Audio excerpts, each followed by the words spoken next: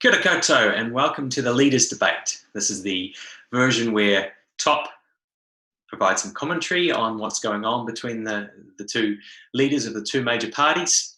We're just going to follow along and add in any points where possible. Hopefully during the break we'll have an opportunity to expand on some of these things. So here we are now.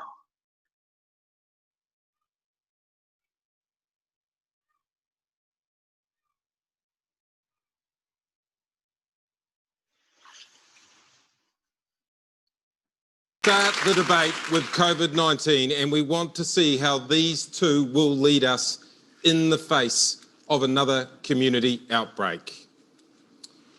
It is Christmas Eve. Ashley Bloomfield informs you there is community transmission in Christchurch, the exact same situation as in the recent Auckland cluster. What do? Do you lock down and force people to cancel their Christmas plans? Judith Collins, you won the coin toss. What would you do if you were Prime Minister in that situation? Well, in that case, if there is a community outbreak and it's in Christchurch, you'd have to lock down Christchurch. That's pretty clear. You'd have to do that. You'd also have to establish quite how far the community outbreak had spread. So, of course, we would have by that stage a Border Protection Agency, would have the COVID tracing app. We'd also have Bluetooth technology so that we could very quickly lock down the parts of the country that needed it. In that case, it would be Christchurch when we could.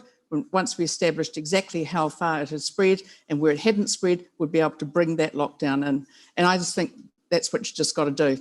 Yeah, so you would lock down Christchurch on Christmas Eve, cancel their holiday plans. Would you potentially lock down the whole South Island as well? Well, it's not the whole South Island, is it, Christchurch? No, would you go that far? It's very important, but it's not the whole South Island. I think we need to understand that. But I think you do have to put people's health first. But at the same time, if your Border Protection Agency is working properly, you're doing the testing at the border, you test people before they get on a plane, you shouldn't actually have to have a lockdown because you shouldn't have it in the community. Jacinda Ardern, what would you do in that situation? I would do exactly what I did in the real life scenario. We already had a resurgence plan and we activated it.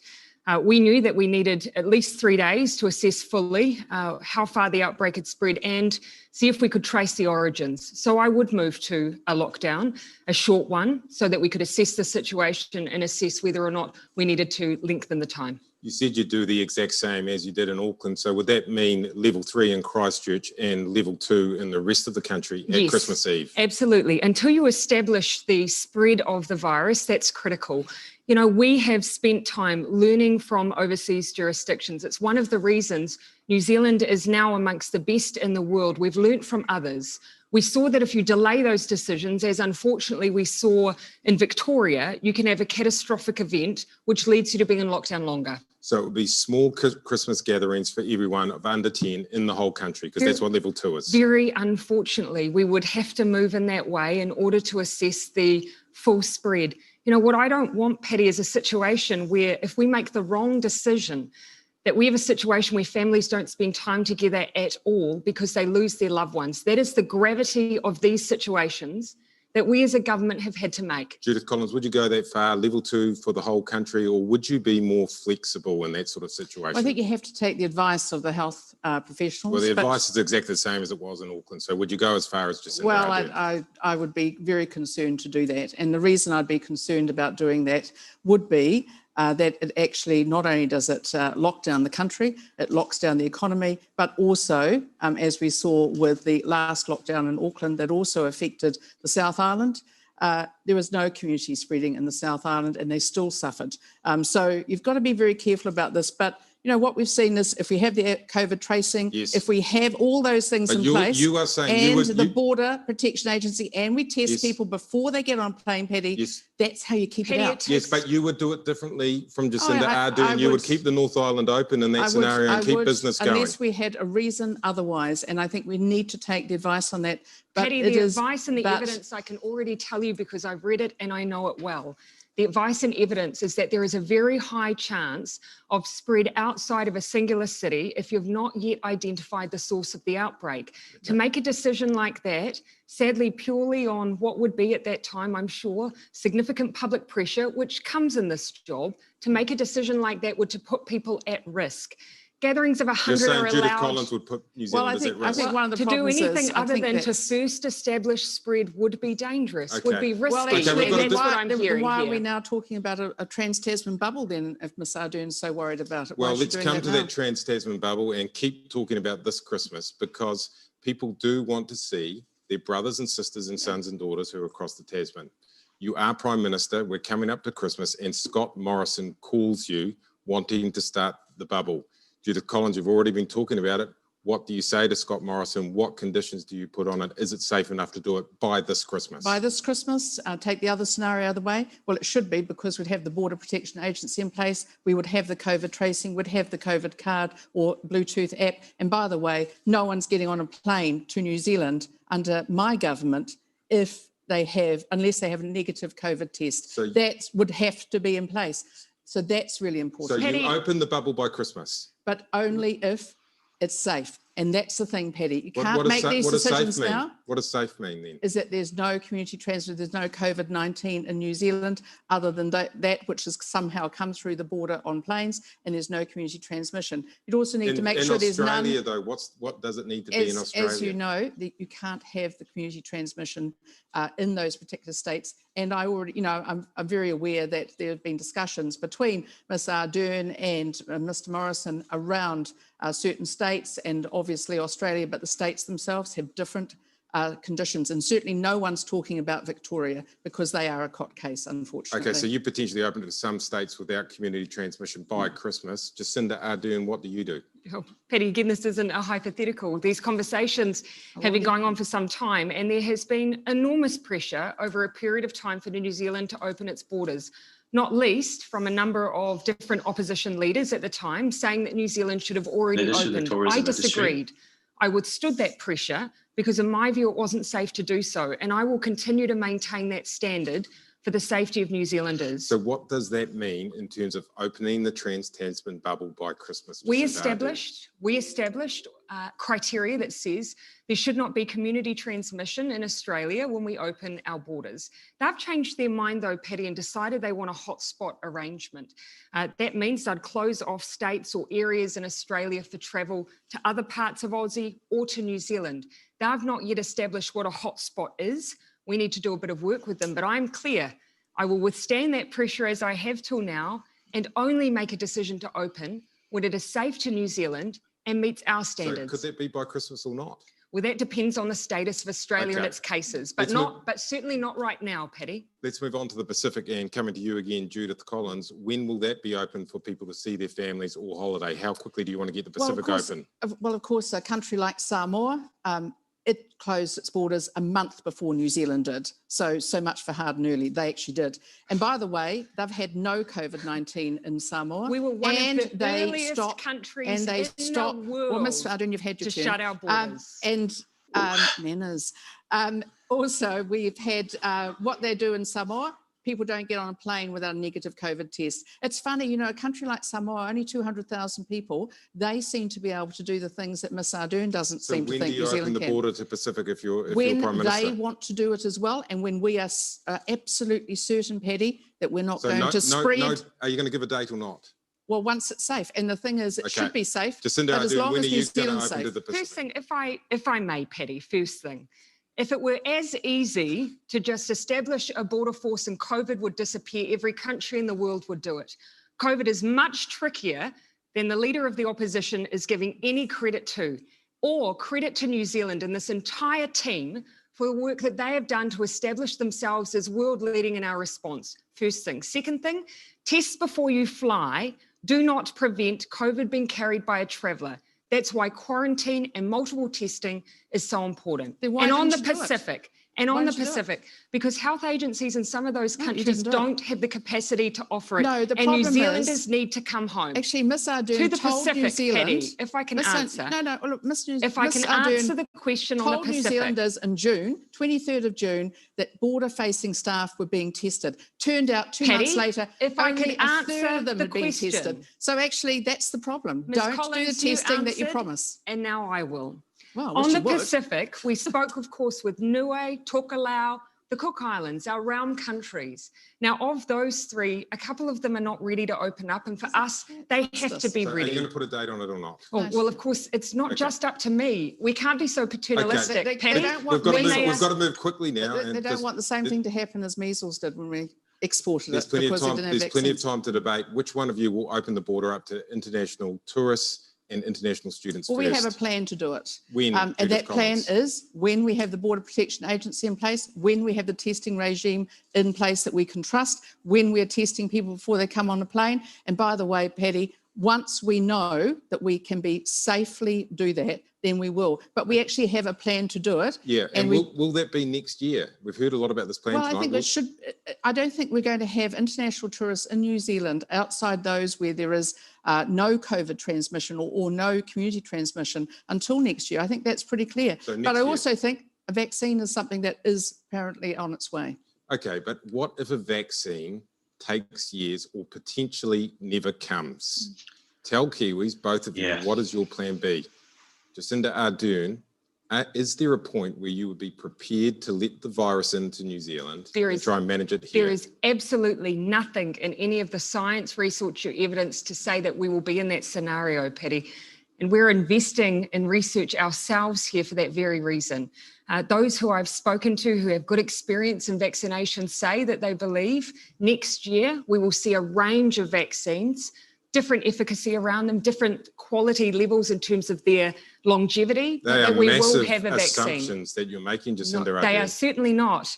I base my decisions on science and evidence, and that's where I've based this assumption that we will have a vaccine next year. Just about every country in the world is looking for a vaccine for COVID-19. I believe that there will be a vaccine for COVID-19. Personally, I will be happy to sign up to be injected with COVID-19 vaccine because actually I think that's what we should be doing. we all want a vaccine. Yeah, I'm sure But what there will if there be. isn't one? Do either of you have a plan B for New Zealanders? Well, we are going to have to. I think New Zealanders actually have a zero tolerance to having answer is no COVID-19 at in this the stage. community, which is why they were so let down by the lack of border Patty, testing. So Patty, there's that was no, going the on. border does not open under either of you until there's Patty, a vaccine. we actually don't need Can do to it. I set don't a think you need to. hypothetical. We don't need to set a hypothetical because we can see around the world what the plan B is. It's not a hypothetical, it's You real can life. see what the plan B is. You only need to look at other countries in Europe. The plan B is coexisting with COVID, people losing their lives and living with ongoing restrictions. New Zealand chose another path. We do not need to consider the idea of coexisting with the virus because all of the evidence is pointing to a vaccine. Well, It's we a don't. question, We don't even need to it's a do this. question We of could be when. doing what Taiwan So did. very quickly, No lockdown, using technology, trusting people, getting people to do exactly what they're supposed to do. And strangely enough, 23 million people, and they've had very similar numbers to deaths as we have. So come on, we very can quickly, do it. it's the elimination strategy or nothing, Jacinda Ardern. Yeah, at this stage, I'm sticking with that Elimination plan. strategy. At this stage, I don't. Okay. I think it Quick can be question- done Yes, properly. quick question then before the break. We've made so many sacrifices to get to this point. Now, how can we capitalise on our COVID response and our COVID-free status? What is one idea that both of you have that could push New Zealand forward? Look into the future and quickly give us something visionary. What is one transformational idea that will change the lives of New Zealand? Jacinda Ardern. We need to trade on our brand. Now, we're already seen as clean green, and now we are safe as well. That gives us an opportunity to bring in investment, and we're already working in partnership in different industries, but to continue to support our exporters as well. And that's already in train. So trade on our brand is your visionary idea. Because everything that falls away from that is significant, be it screen, be it exports, be it innovation. People want to come here, Patty, and we should capitalise on that. We've lost $21 billion in exports from international tourism and international students just by itself. But what we can do is we've got $8 billion of exports in technology. So that's not only IT, but it's also high-end engineering, whether it's in health care, whether it's in all sorts of areas that we're involved in. So what we can do, which is why we promoted, I announced a tech policy about turning New Zealand into a tech centre, particularly a tech bubble for the South Pacific. Your transformational idea is so tech. working off UFB, the ultra-fast broadband. Okay, great. All right. Yeah, We actually got there in the bring end. people Technology. here. Coming up bring people after the here. break, COVID-19 has come at a massive cost, massive debt. How do we pay for it? Don't go away. It's a good question, Patty. So we're going to have Shai join us later on. She's just busy at an event this evening, but she'll be popping in here at about 8 p.m. Obviously, that first ad break, or that first section, was all about COVID. And it seemed to be much about trying to get a bit of differentiation between the two parties. We know that the major parties tend to be extremely good with these acute issues like COVID. We saw New Zealand's response to be quite fantastic in terms of compared to other countries around the world. Where the major parties do lack a bit is in these sort of long-term systemic issues. So hopefully Patty will cover those later on in this debate tonight. There was lots of talk about making sure that the contact tracing was up to speed. I saw that as being this differentiator between what National are proposing and what Labor are proposing. A big focus on this sort of Bluetooth card, this idea of having everybody at a reasonable expense, but not outrageous, each having a card with each of the cards communicating with each other.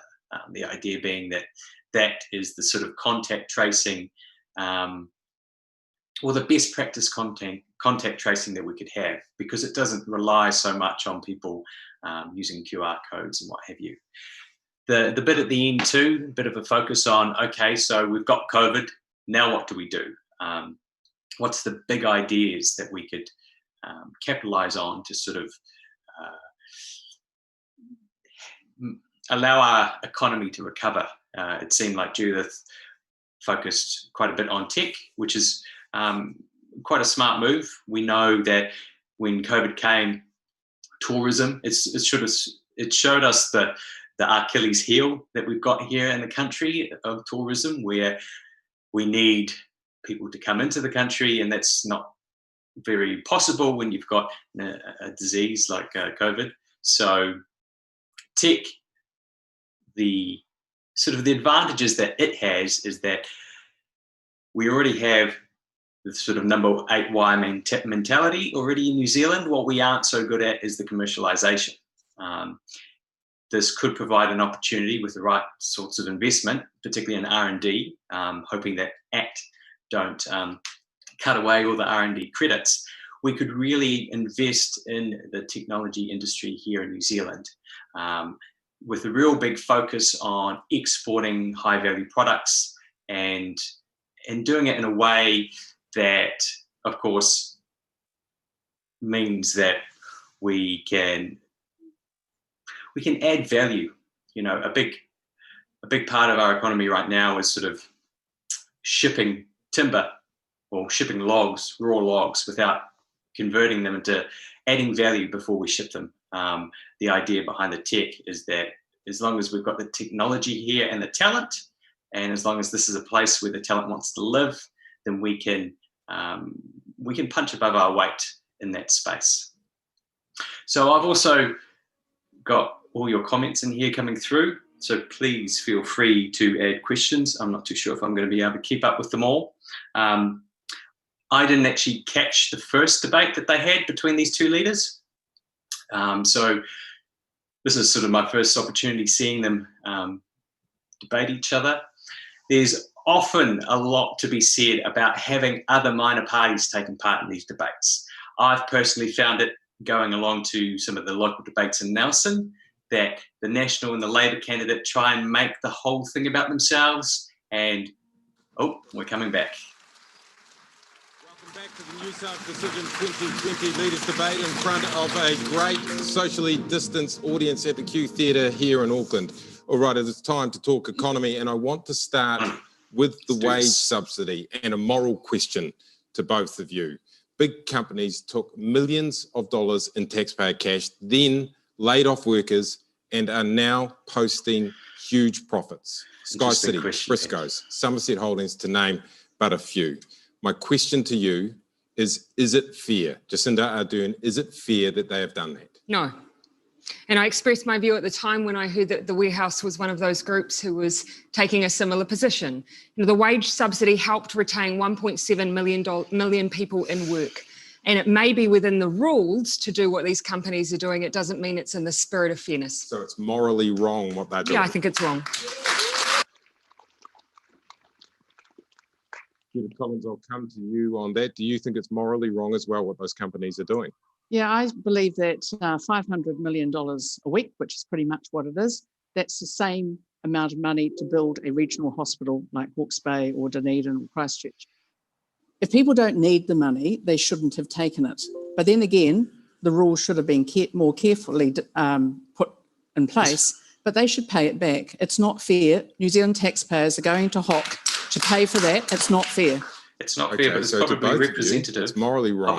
Of a flawed system. Pay it back, I take it. It was How do we extremely get them to do targeted. it? If you're Prime Minister, Judith Collins, will you try and claw it back? Well, I will actually. I think it's absolutely outrageous when we've got the sort of borrowing we've got at the moment. We've gone from 20% borrowing to looking at 40% by the end of this year. It is absolutely outrageous that every other New Zealand taxpayer is paying for it when they don't need to have it. So how I'd would say you do pay that? it back. I mean, you might have to do a law. You might have to change a law or something. Well, we may have to change a law. I would have thought we would have had a lot of support in Parliament to do that. It's simply not fair. But then again, unfortunately, the Labour Party went and put in a rule that obviously big business could get through. Jacinda Ardern, your this is one of the flaws. Well, I stand by the wage subsidy.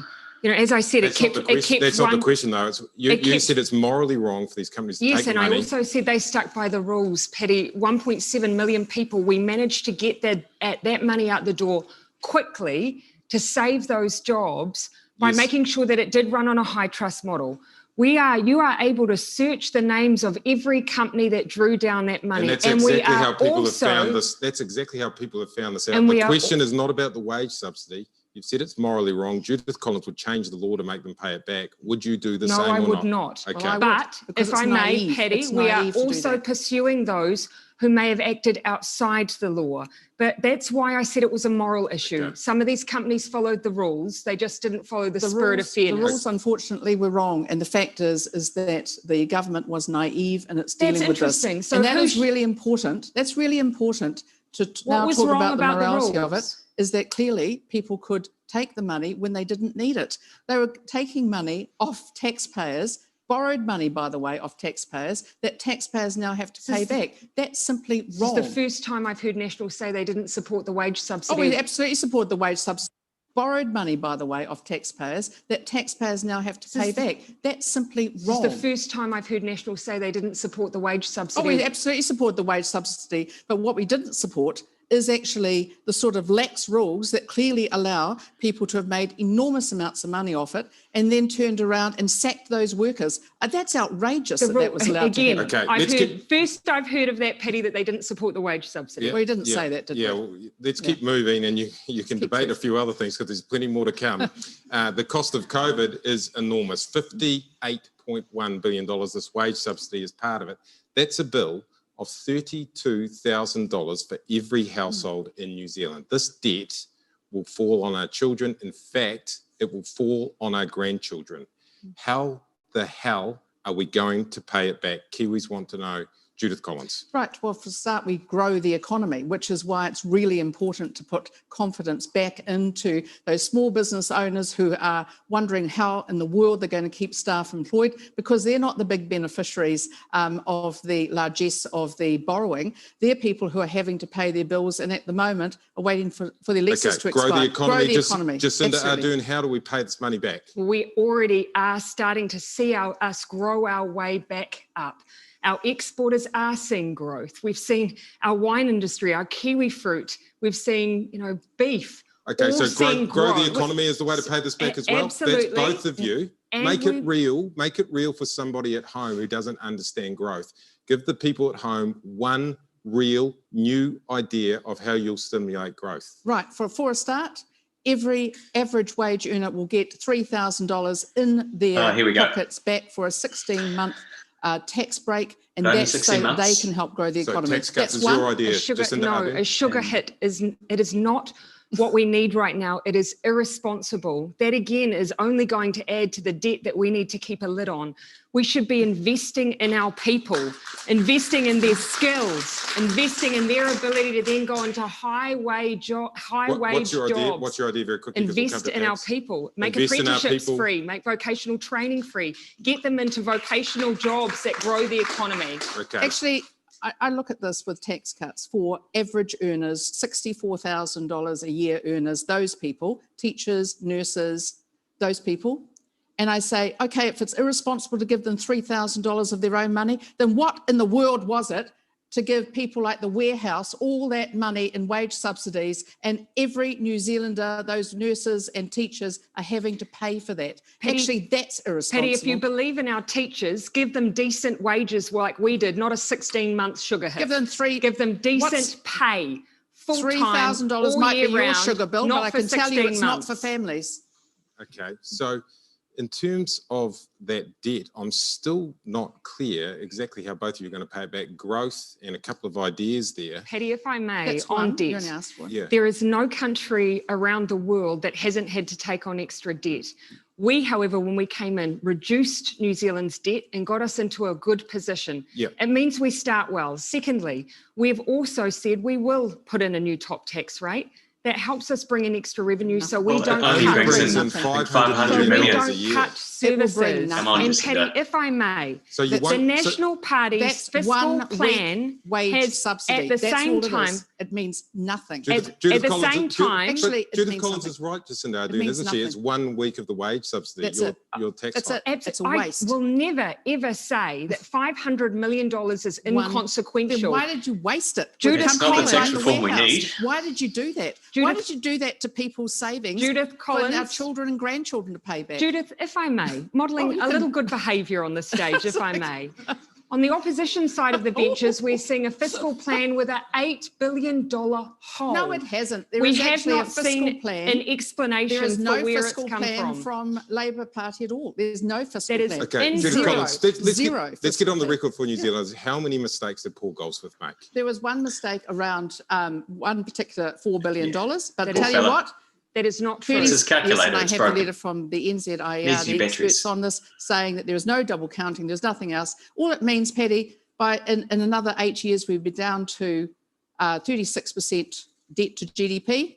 Actually, all that we've seen from the Labor Party is 48% debt to GDP by that stage. So a lot, their plan, what there is, the only number I could find apart from 48% debt was COVID-19. That's Okay, their plan. On numbers, Paddy. how many mistakes did Paul Goldsmith make in your opinion? Well, the ones that are Did you read it? extraordinarily notable are the two that leave an $8 billion hole. But no, It's there not are $8 billion more. at all. There are more. There are not. And Paddy, that is not inconsequential. $8 billion is significant.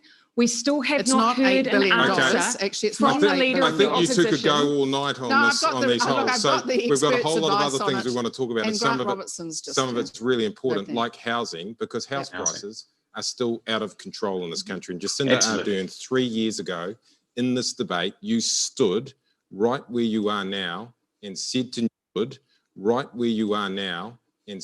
New Zealand that the unaffordability of housing was due to, and I'll quote you, a failure of leadership. But since you took office, the median house price has risen by $145,000. Have you failed as a leader? No, but some of the things that we've tried did not succeed.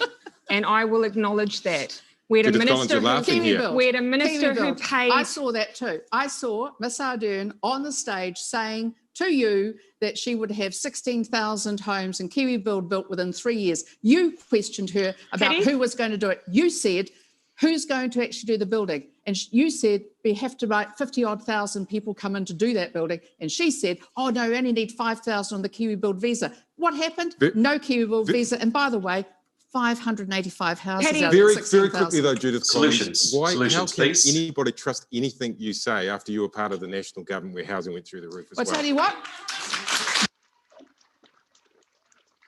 So in fact, actually, no, Paddy, that's unfair. Housing's gone up 27%, the prices, 27% in just 3 years under Miss Ardern. The State House waiting list has gone from 5,000 families to now almost 20,000 Yeah, families in just and 3 years. and another 16% in the next 5,000 4. and 5,000, Okay. and 5,000 state houses that are being built. We can- Actually all planned and And what are they funded going to do nationally. about it? So actually, no, and her party refused to help on any other. You can trust me because I'd get it done. Okay, we can throw numbers. We can all throw numbers about housing around. They all go up. I think we can all agree that. But here is a question for both of you that will clear this up for New Zealanders, where you stand on housing.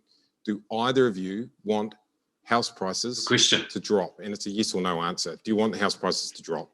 I don't- To drop, that's not the It's not question. sustainable. But Paddy, at the same time, we have to make a difference to the number of houses that are being built. It will be the only thing that will stabilise the house prices Okay. and stop this continuous escalation. So yeah, you don't want them to. I'm not really clear. You don't want them to. What yeah, do you? if we keep building houses, if we increase No, supply, do you want house prices to go up or down? I don't want them to grow, Paddy. Simple. Okay, so you want them to just stay I want where they them to are. stabilise Okay. so that people All right. can get Judith into Collins, the market. do you want house prices to go up or down? In Just some a simple cases, they're answer, going to we've have got to get a go. break. In some cases, they're going to have to go down. But I agree. You don't want to have people who have borrowed up to the I hilt think to the buy a house stream suddenly having negative is equity. having a And that's few I think, issues with the there, but we're problem just that Miss working on Ardern refreshing has. it. Who So wants to go and tell neither of you people actually everything give me a gone? clear answer No, on no, this. but I can tell you the way to do it. Look at Christchurch. We got rid of the RMA for the purposes of the earthquake rebuild. And actually, we built so many houses there that house prices there have actually dropped and they're completely Okay, stabilised. quick run. That's Still how got you do it. audio there? Paddy, what I would say is if the RMA was the solution, It is. why did Judith Collins not do it in 9 years? We that tried she to, was but in you wouldn't office? give us your vote. Once to we, help once us we get get it. to the break, we're going to Houses. refresh the video feed. She don't sold we? You state have too, houses. $300 million worth. She We're sold going to have to state close houses this and- up because up No, next come on, we've you've got. been selling them as well. Why don't you? Deep breath. We're going to have to Judith. close this up because up next we've got an important topic coming. Ooh. Cannabis. Well, that would be a deep breath, won't it? Yeah. There was a lot covered in that one. So first up, we had the economy, and we had to focus on the wage subsidy. So wage subsidy was good and it did its job, but we would have preferred a UBI from the point of view that if you're going to give people money, it's far better to not have it targeted. It's far better to have a UBI in the way that if there is a situation like COVID, you can then up the level of the UBI to everyone, stimulate the economy that way. The thing about the wage subsidy was that there was so many rules and regulations around it that weren't very clear. It was to the point where you felt like you needed to take it to make sure you didn't miss out, just in case your sales did drop. But it certainly meant that there were a lot of businesses who may have taken it and actually ended up posting a profit. You wouldn't have had that issue with the UBI because it's just a payment out and that's it. No targeting, no needing to pay it back. Then we moved on to housing, I think. So lots of time spent arguing between each other about how bad either was. I mean, the reality is they're both as bad as each other. Top wants to see house prices. We want to flatline house prices so that our wages can catch up. What I didn't hear in there was any new ideas or solutions for how we actually tackle this. And we've listened to the experts here at Top. We know that we've got to do 6 different things, but they include making sure that the local authorities have a funding mechanism so that they've got the funds and the incentive to build the sort of infrastructure we need. And this is the 3 waters and transport, etc., for us to able to build the medium to high density housing. We need to reform the RMA, replace it with something that allows this density to occur. We need to fix our tax system, tax all assets equally, so investment in property isn't preferred or tax advantageous compared to other investments. We've got to do renters' rights, improve them, so that in the time that it takes for our house prices to get down from 7 down to 3, we need to provide security of tenure for renters. What else have we got? We've also got building supply issues here in New Zealand. So we roughly pay double the sort of price that you can get in Australia for building materials because we've got a duopoly here.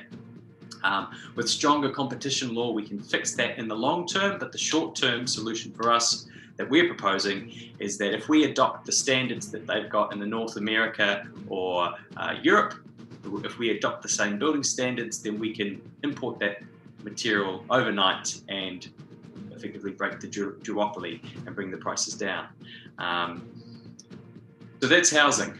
There's a lot to it, and it seems like the 2 major parties aren't really all over it in terms of what they're proposing. For whatever reason, they're focusing on single things. I know for Judith, it sounds like it's just about RMA reform. All political parties are agreeing on that point. The devil's in the detail in terms of what you replace it with. It's not clear what Judith is proposing to replace it with. And New South Decision 2020 Leaders Debate live from the Q Theatre in central Auckland. Now let's talk about our children and one of the most tragic crimes, actually, child abuse. Children and babies keep getting killed in this country. And in some cases, the witnesses aren't talking. There are now calls to abolish the right to silence so that those witnesses have to talk. Judith Collins, is it time to abolish the right of silence in child abuse cases? Yes, and we have promised that there will be a removal of that for those people who know about child abuse and who stand by and let this happen. We've actually had enough of this as a country because no child ever deserves to be abused as some children are. How many children have to die? Kahui twins are those that are most known. Delcelia Whitaker, many other children. And all the time, now we hear the story that the family will not cooperate with police. Well, actually, I've had enough of it. And I've said they do that, they can go to jail for 3 years. And while they're there, they'll think about their actions. So is that the same? Is that the same, giving them a charge of going to jail for 3 years, as removing the right to silence? Because they're actually two different things. You said you would remove the right to silence, which was a very significant change to New Zealand legal rights. Would you remove the right to silence? It's effectively the same, because it's very much like the Serious Fraud Office has.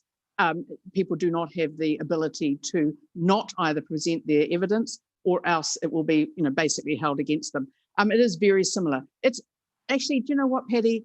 I think New Zealanders have had enough of hearing about our children being killed and abused. We've all had enough of it. And by the time, isn't it right for us to stand up for these kids who clearly don't have families who will stand up for them? Okay, Jacinda Ardern, would Labor, under you, remove the right to silence like Judith Collins would? The broad sweeping right to silence in our justice system, no. It is child abuse cases. In child abuse cases, Australia's already tried it, not one trial. What I want is people held to account and to go before our courts for child abuse. The police should charge, have a go at getting an offence, prosecute those they believe to be responsible. Someone must be held to account in these cases, and almost every time it is someone in the family who has had the obligation of caregiving. We need to test it before the courts, get them in front of the courts. Sorry, that's what happened with the Kahu in front of the twins. courts. The question is And whether you would do anything about the right to silence, which is used before the courts. The answer appears to be no. Paddy, it's been used overseas and it didn't change a thing for a child. If we want this to be about the child, we are obliged to look at what has worked. In Australia, they had this law change. They've not been able to bring one successful conviction. Actually, it's just naive to think that the police are going to get convictions when you've got a whole group of family members all saying, not me, worse than that, refusing to speak. The Kahui twins, the police charged the father in that case, and he got off. I don't think for a moment that those children were suddenly killed by a stranger. It was clearly in the family, and that family stuck together against their own children. And after that case, the national government changed the law, and it still hasn't made that difference. All right. Do you know what I think, actually, Paddy? This is a moment for us both to acknowledge neither party wants to see child abuse in our country. Neither party wants to see anyone get off without taking responsibility. The conversation should be about how do we make sure that happens in our justice system. That's what the conversation was actually about. And I actually don't think there's I actually a big divide. Ambulance at the bottom of the cliff here. Let's stop this and talk gangs, because there's been 1,459 new gang members, nearly 1,500 since you became Prime Minister, Jacinda Ardern. Now, that's something you can both agree on, that is shocking. Is that shocking? So 30% increase Yes, of course, in any gang increase. Any increase. So what is one thing that you will do to stop it increasing? Very quickly, Judith Collins. Well, we have a gang. We obviously have the Gang Intelligence Centre that the police Yeah, set what up. would you do We're in differently? we'd have a Strike gang force squad, raptor, I and they would think, go at after one those point. gangs, take their money off them, Look, take their the assets thing about off them. We gangs started is that whole more about- process. It's what you do when- They be doing it and we now? do more of it, You've but the police need to be lost hope in actually society focused on that, from the and point they of need view to of be not- made to do it. The More other money? thing is More money for firearm gangs? prohibition orders, which the government of Miss Ardern refused to put in, so the police can go into the gangs, just go and take their weapons out, Jacinda get rid Ardern. of them. Actually, that's What you have to do. Jacinda No, you Ardern, did. what Your would you, party what's one refused thing to you're support going to do if you do Seems get back in? What's one to thing? be address the desperation that leads to our young people thinking that's a future. How? Because that is our That's problem in New Zealand. That's what we need to I do. just last week was How? talking to a young man that did go into a gang lifestyle. The difference that made for him was someone believed in him, supported him to find meaningful work. He's now running a fitness centre and changing other people's lives. Yeah, that's We have to give our young people hope and optimism, Yes. The problem skills is that's and naive, though, training. isn't it? So skills and It is. training, So it's skills gone and up training. So will 30%. either of you commit to actually stopping the rise of gangs? I can't let that just pass, Paddy, because Miss Ardern is saying it's all hope and love and stuff. Tell you what, how come the gang Well, it's members about have getting the gone up throat off the numbers neck by 30% of people, since she getting has living been costs the Prime down. Minister? When you were 30%. minister, 30%. when you were the Reducing minister the of police, the drivers rebels of came mental into New health. Zealand and took a foothold here. 30%. That And was your actually response was to issue about a fresh 6 years statement ago. saying 6 they years should ago. leave. Yeah. 6 Paddy, years there ago, is no and suddenly it's my credibility fault. here on Come on. gangs. Yeah. 6 years ago. When Judith was minister years of ago. police, the That's police, 6 years the ago. police numbers Firearm declined Okay, I've on got to her break watch. this up. It's like No the Common Chair credibility. versus the No, that's not true. Mongols They went out up here, on and my I need to get the methamphetamine. is, I need to you get the turn on the social methamphetamine workers. because that's causing wreckage everywhere, including in almost all our small towns. Yeah, if you haven't I had a want to pick chance, one small town. Chris Feel Jenkins has done an interview with another Chris Jenkins on this topic, what you will do for the people of Fielding, which made it very clear crisis. What will you do for them, Judith Collins? what we need to do in this on the health space. side, put in detox beds in our in all of our DHBs, but also the Matrix Meth program, which has been very successful in the United States. Dr. Shane Rethi has brought that into New Zealand, really talked to us about it, about 70% a success rate, enormous compared to the 12%. So, that's one. The other thing, go after the sellers of meth, because I tell you what, they're not getting a free ride under us. You're allowed one. Fielding would get on the crime, Judith, program funded from you as Prime Minister. Just say it, tell Fielding they'll get it. They'll have it available to them in Palmerston North. Jacinda Ardern, what would you give Fielding? We have to have addiction services across the country, and I'm pleased now, some admission that we need that, because I put it in every prison. In Tairāwhiti, when we came into office, the whole East Coast, not one bed for addiction, not one. So we are building our services across the country, and I agree, Fielding has to be able to access that, but so does everywhere else in the country. Are they going to get anything or not? We already, in almost every DHB, have built addiction services. They've got nothing. I've been there. Are they going to get anything? They should, yes. We are rolling out a huge amount of funding to build those beds. Only 7 out of 20 have got them at the moment. We'll put them in all 20. Okay, we've got a big vote coming. It's not just for both of you. It's about cannabis. Judith Collins, have you ever used cannabis? No, I have not. Jacinda Ardern, have you ever used cannabis? Yes, I did, a long time ago. Judith Collins, how will you vote in the referendum on recreational cannabis? I've made Cool, it this very will be plain good. that I will be voting against the legalisation of the sale As will and all recreational national use MPs, of cannabis in our because country. they've all been I whipped. want to protect the mental health, particularly of young people. So you're voting and no? I'm voting no. Okay. Jacinda Ardern, how will you vote in the referendum on recreational cannabis? Patty, you know that I made a clear decision that I want the public of New Zealand to decide this, and I want this not to be about politics. Yes or no, how are you voting in the referendum? Answer. And I'll be giving my answer after This is the election, all after about New Zealand politics. has decided. So you won't say yes or no and how you're voting? I can tell The you what yes I vote won't do doesn't with go my through. entire It may caucus and be tell them due how they have entirely to We vote. didn't have to do Jacinda that. Ardern not making my it. vote- We did Jacinda not do Ardern, that. if you could actually just come back to the question, Yeah, how will you vote on the cannabis referendum? Yes or no? I want the public to decide. And I want them, Patty, to have faith that whatever they decide, I'll implement. I'm not clear if that will be the case under Judith Collins. Does she deserve to have the right to silence on how she will vote on this? Patty, it's hardly the right to silence. No, I'll tell you why. Miss Ardern has been very clear where she's voting on the end of life choice referendum. She's very clear on that. She was very clear on where she would have voted on abortion, all these other things. Yes, and I advocated on it. And actually, this is a very serious matter because her own government asked Burl, the economist that they like to use, to look at what this would do in this country. 30% increase in cannabis So should use. she tell New Zealand or not? 400 cannabis shops up and down the country. Yes. New Zealanders deserve an answer, and they deserve a straight answer. Patty, not waffle. My vote. Patty, my vote in this is the same as your vote. Look, I will take leadership on issues every single day of the week. You're not going to tell us. You're not going to tell us. So can we just get on to another question? But also, about the advice from your own chief science advisor, Jacinda Ardern. You're not going to tell us, so we'll keep moving. Māori are 3 times more likely to be arrested and convicted of a cannabis-related crime than non-Māori. Is that unfair and is it wrong? Yes, it is unfair, and yes, it is wrong. Is that a reason for people to vote yes? Well, it's a reason for us to fix our justice system, Patty, because cannabis is one example. I'm sure that you will find... It's a pretty big example, and you could wipe it off the books by voting yes. But it will not... No, but you could. It will not if you need some help to make a decision. Our entire justice system. If you need some help to make a decision, I'm full of information on the topic. Okay, quickly before the... I've noticed. All right. Still to come, and more important than ever before, how will these leaders look after your health? Stay with us. So in that segment, we had a fair bit to do with gangs and a lot to do with sort of mental health issues, I think, or the feeling of that there's nothing else out there for you. TOP have committed to investing $300 million into mental health and youth activities through our alcohol excise tax, and also $150 million from cannabis goes into drug and alcohol rehab. And the only way we can do that, of course, with cannabis is if we legalize it, because we can legalize it, regulate it, and then tax it. Obviously, that was a big part of that conversation just at the end about Jacinda's position on cannabis and whether or not she's a yes or a no voter.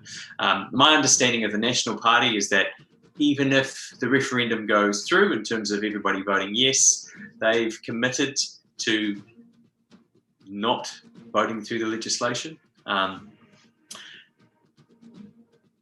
the case of Jacinda,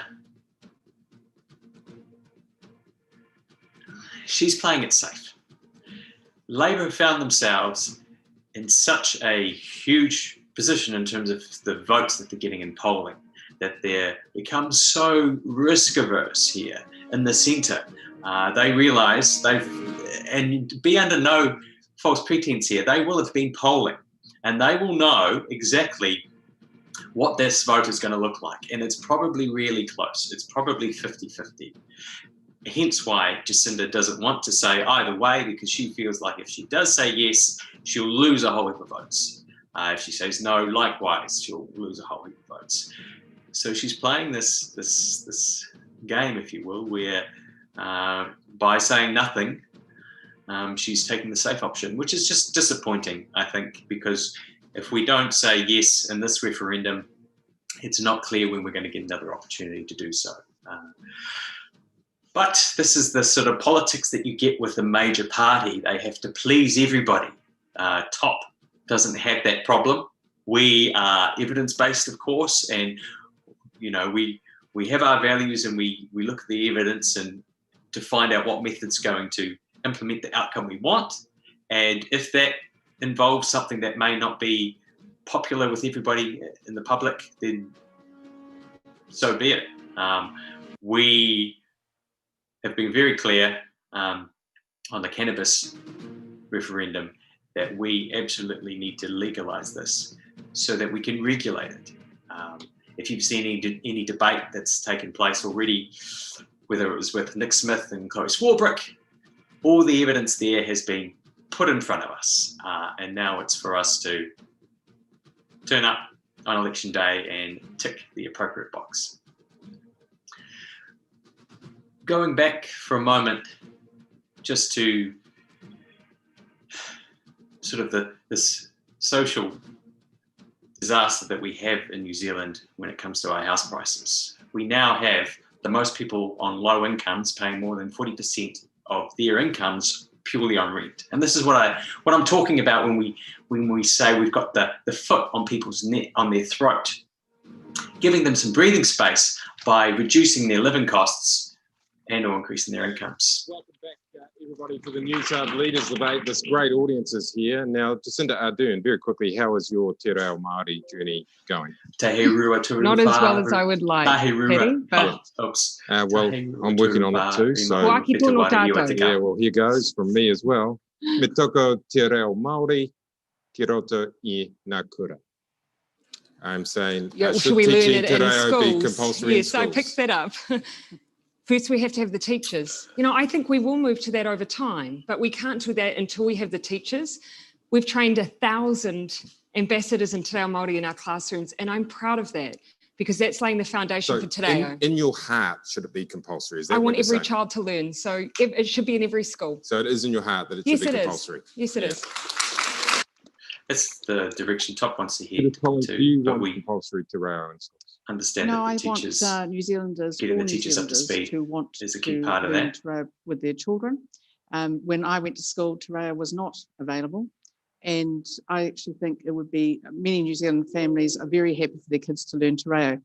But I think that it's something that New Zealand is coming through. You can see it with some of the big businesses now adopting Maori Te Reo words whenever it suits them, basically, but also it is something that I think is important. Do you think if you became Prime Minister, it'd be something you'd need to learn more of? Well, we've made it compulsory for every child to have a second language. No, I'm talking about you personally. Do you think you need to learn some more? Oh, well, I think I do. Yeah, absolutely. And is that something you undertake to do? Well, I will. I've got Mathew Pottinger, our MP in Whanganui, who is Okay. doing her best with me, but I'd say it's still a work in progress, Yes, Paddy. and- Big work in progress. Okay, now speaking of education, I want to talk about the Green School, $12 million given to a private school. Judith Collins, yes or no, because we need to get on with things. Was that wrong? It was absolutely wrong. And Miss Ardern gave into the pressure on it. Jacinda Ardern, was it wrong to give that money We to should the be Green School? discussing this under the infrastructure section because that's what it is, 200 jobs. Okay, the question is, was it, so are you It's saying not it was wrong. right? It's not wrong. No, So no. it's right. It was the Yes. right thing to do, Yes, it to was. give the money to the Green School. Yes, it was. Okay, all right, good. And Okay, in Judith Collins, can just you? like it's right to give over $3 billion to make sure that we're investing in every state school in the Yes. country. Tell that come to on. schools all over the country that are falling apart and see And what they say that is back. why we are funding Yeah. them, Paddy. Okay, now, can you name a school then, Judith Collins, in your electorate that could do with $12 million? Yes, actually, Papakura High School, and I've already talked to Nicola Willis, who is our education spokesperson, about how that school needs to be completely rebuilt. We rebuilt Well, two it needs schools to in be my electorate. demolished. It needs Well, to be demolished. It needs to be demolished and rebuilt. But then again, we also did that for two schools in my electorate, the Gardens and also Red Hill Primary. Okay, when, that's we three were in schools. They'll be government. pleased for the shout out. Jacinda Ardern, is there any They will schools in be. your electorate that need $12 million? Well, every school has needed funding. That's why we gave them Are you $400 million. Are you going to name one that could do with $12 million? All of our schools could do with additional funding. And that is why we have put $3 billion. Okay, into if you're not going to funding name one, I'll name one for you. Oh, Mount- Paddy, I've said every school. No, Yeah, I'm not Cameron going to say Lord there's no did one. that. Every single I'm asking you for a school. school in your electorate, and you haven't given me one. So Mount I I will can name tell you. all my Mount Albert Grammar. Yeah, how much Balmoral. money does it need? They all need funding. Mount Albert Paddy. Grammar needs $40 million. They Jacinda all Ardern. need funding, Paddy. And Okay. 200 schools were overcrowded when we came into Oh, office. Okay, we'll We move had- quickly. We'll move quickly on to health now. We've all seen plenty of Dr. Ashley Bloomfield this year. Could you quickly both describe him in one word? And I'll start with you, Judith Collins. One word for Ashley Bloomfield. I've never actually met him, but I think he's competent. Competent. Okay. Jacinda Ardern, one word for Ashley Bloomfield. Considered. Okay. One word now, Judith Collins, for the health system, the New Zealand health system in one word. Actually, generally a good system. Good Okay, that's system. a few. All right. Jacinda Ardern, one Generally. word for the health system. Generally. Broken. Yeah, I'd agree with So why that do as you well. fix So why? Yeah, yeah. And yeah. Gee, you've admitted the health system in New Zealand I is have. broken. When we Well, came Stop in, wants you to know, it focus was on preventative from opposition healthcare. benches. Our perspective was it was underfunded, and it is. Every Paddy, dollar it is. spent on How long will preventative it take to healthcare fix it? saves Let's not talk about the $4. past, the future. If it's so Yeah. broken, how long will it take? Problem is to Well, I fix it? certainly need another term. Well, you've Yeah. done nothing in the meantime. I mean, it's a funny reply, but put a year on It's it. You're the also- one who said it's It's also broken. true. Put a year on it. How Oh, long will it take to Give fix? me another term and see what we're able to do with Okay, it. you'll fix Paddy, the I health was- system in a term. We'll hold you to that, and we'll see you. What'd you do the And we'll last see one? you back Nothing? here in 3 years' time. Now let's focus on one part of it. Yeah. Cancer. Yes. People in New Zealand are dying because they can't afford the drugs they need. Yet those same drugs are funded overseas. Which one of you has the better plan to make these life-saving cancer drugs available? $200 million to a health for cancer drugs Okay, $200 and million. a cancer agency for that. Dr. Shane Reddy is the Minister Okay, of Health. Dr. Shane's had Much two better mentions. than a part-time. How much money will you give for these cancer drugs? Well, Paddy, given actually both parties are pledging the same amount in drug funding, it's going to come down to a matter of who you trust to invest it. Now, when Nash were in government, there were years where they gave Pharmac Okay. no money. Oh, No come money. on. They- We've had a What? 20% How'd you get the drugs increase. then? And That's so just that's ridiculous. just going to come down to a matter of trust on this So one. both of you are giving the same amount, 200 million over 4 years. What is this specifically cancer drugs? 50 million a Paddy? year, but it's pretty much the same amount. So I want to talk about one cancer then, because you've both got the same amount of money. So let's put one cancer out there. Lung cancer. Yeah. 1,600 people a year die from lung cancer. Yes, I've got That's a about- brother-in-law at the moment. With Yes, Stage it's about 30 a week. And It's Keytruda, really appalling thing. I'm sorry to hear that, Judith Yeah, Collins. it is actually. It really Okay. upsets me. And Keytruda, it upsets me too. And Keytruda has been proven to save lives, but it is not funded for lung cancer.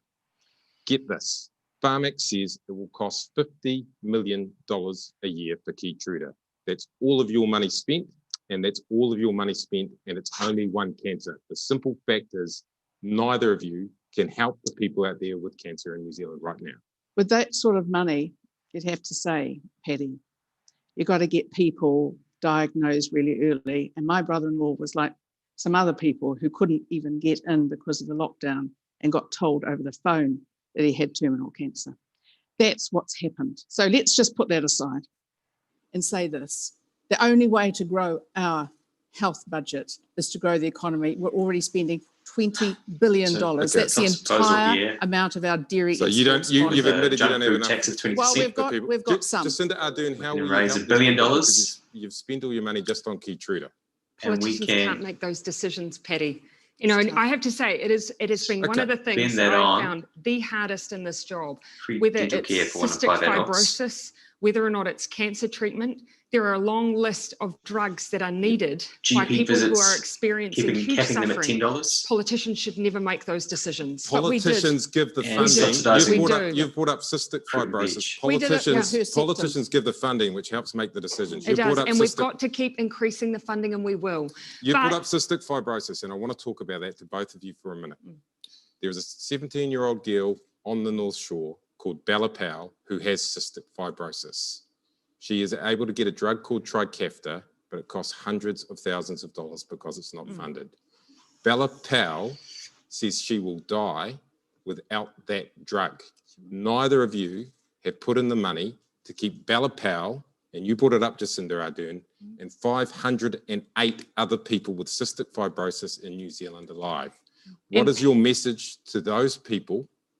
Is it to stay on Give a Little and keep begging like they are? Patty, Pharmac, when they made those decisions, the last decisions, when we gave them extra funding, that benefited 200,000 people who got drugs, just like the ones you're describing. But Patty, what you're asking us is to be the one to decide. When we give that money of where it goes, we should never decide that. It would be wrong if it was our call. And I'm sure Judith would agree with me.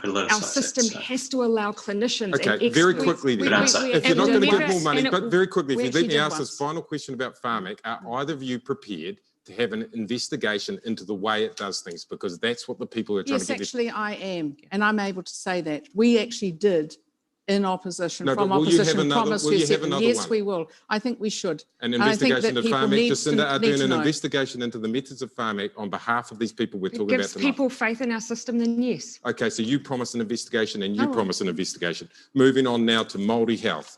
Māori have some of the worst statistics out of all of our health statistics there are. They die 7 years earlier than a Pākehā. You know, is the health system racist? Well, when you have outcomes like we do for Take Cancer Care, you know, for every cancer that New Zealanders experience, Māori have worse outcomes with one exception, and that's melanoma. You know, when we started on the work looking into our health system, having given record increases to our DHBs, is it racist? It was clear. Do you think it's racist? It's clearly showing bias. It's clearly not working for Māori. So no matter what you want to call it, Patty, it's not working, and it has to be fixed. It's racist. It has to be fixed. Judith Collins, is the health system racist? No, I don't think the system's racist. I think what that's often used as an excuse, because some people are racist, actually, Patty. And sometimes people make decisions about the health or what operations or what treatment can be given to someone based on their own biases. It's called unconscious bias. So there are racist people in the health system? I think that there are actually some racist people in New Zealand. And I'm sorry to say that our family has been subjected to that occasionally. In the health system as well? Well, I'd say that I don't want to call a system racist. No, I tell you why I won't, because that's giving an excuse to those people who are. All right, we've got to go to the break now. Back in a moment with a simple but surprising question for both. So we're going to cut to the manifesto video whilst we sort out Shai, who's going to join me for the last segment, or the last couple of segments, however much we've got left. So see you shortly.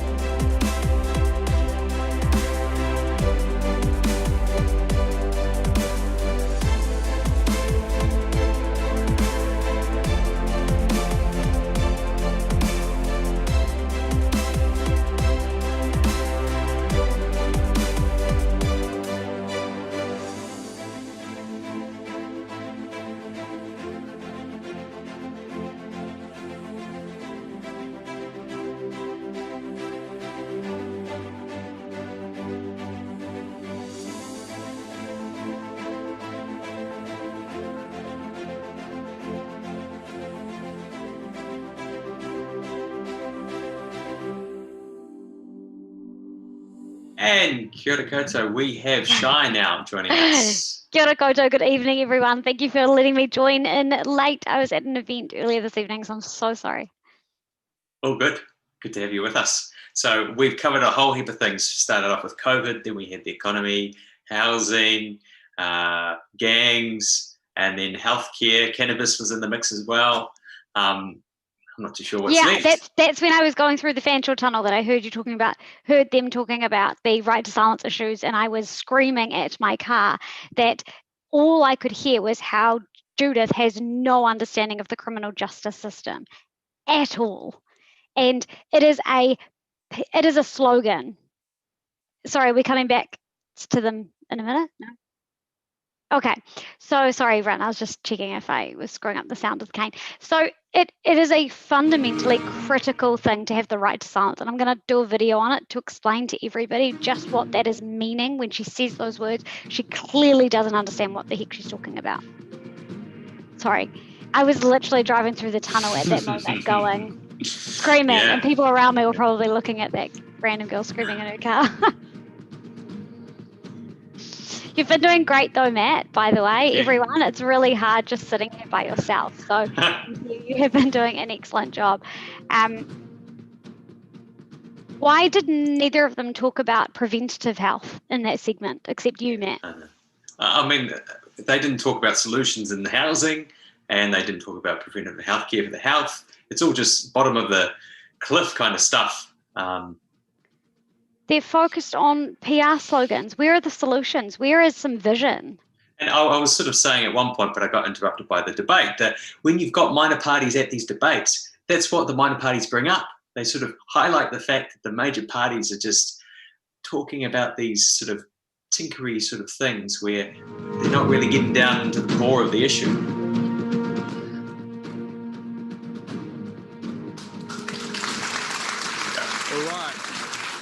Okay, welcome back to the News Hub Decision 2020 Leaders Debate. Here in front of these uncommitted voters, Judith Collins coming to you with a quick question. How many times a week do you eat meat? Sorry? How many times a week do you eat meat? Possibly two.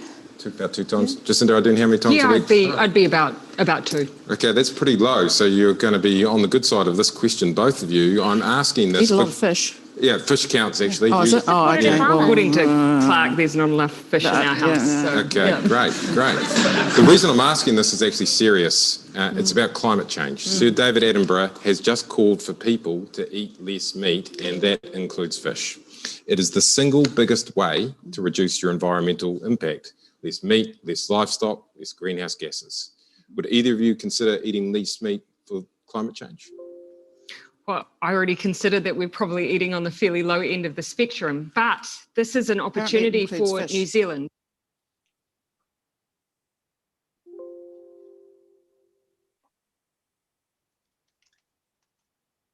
Sorry, Ron, I don't know if the sound is lost for you as well. As just for us. So Kane is on that. Really quick, while they're talking about the impact of food, I really hope this conversation goes towards food waste as well, which is one of our biggest drivers of greenhouse gases in this country. And we do not have a national strategy to deal with that at all. So when we are talking about food, generally our food consumption, we need to be talking about all layers. Yes, of course you can, Judith Collins. Sorry. Okay, so number one, if you're going to eat meat-free Mondays, are you into it? No, if you're going to eat meat, eat New Zealand meat, because our meat producers are the best in the world and we have the lowest level of carbon emissions for our meat. So if you're going to eat it, eat New Zealand meat every single time. And no, I'm not going to tell people when they can eat their meat. I'm not into communism. I'm actually, or fascism. I'm actually into democracy. Oh my God, how long can make their own minds up. It's their money, it's their meat, it's their bodies. Give people a bit of freedom. Is climate... Very quickly, I didn't realise David Attenborough was a communist, but you do you. Okay. Jacinda Ardern, you call climate change your nuclear-free moment. Yes. Judith Collins, what kind of moment is it for you?